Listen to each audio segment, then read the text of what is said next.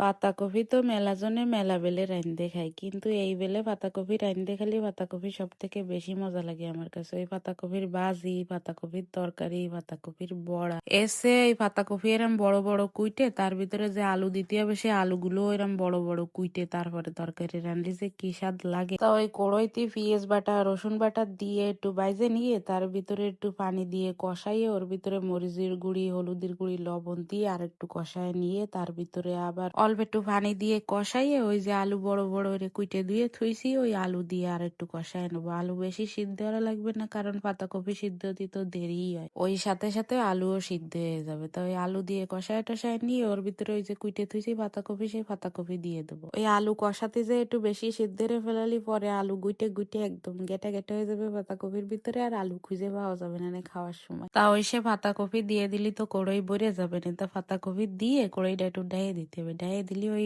সিদ্ধ হবে না একটু ভালো বেলে। তা ওই ঢাকনা উঠে দিয়ে আবার গুইটে গাইটে নাইড়ে ছেড়ে তার ভিতরে একটু গরম মশলা বাটা দিয়ে তারপরে সেই নামায় নিয়ে গেলি হয়ে যাবে না পাতাকপি রান্না। ওই গরম মশলা বাটা দিলি হবে নাকি পাতাকপির একটা গাইশো গাইশো গন্ধ আছে, ওই গন্ধটা থাকবে না, সুন্দর একটা গিরান খাবে না আর মিষ্টি মিষ্টি স্বাদ লাগবে না খাতে। রান্না শেষ, নামায় নিলাম, দেখতে যেমন স্বাদও তেমন মজা লাগবে।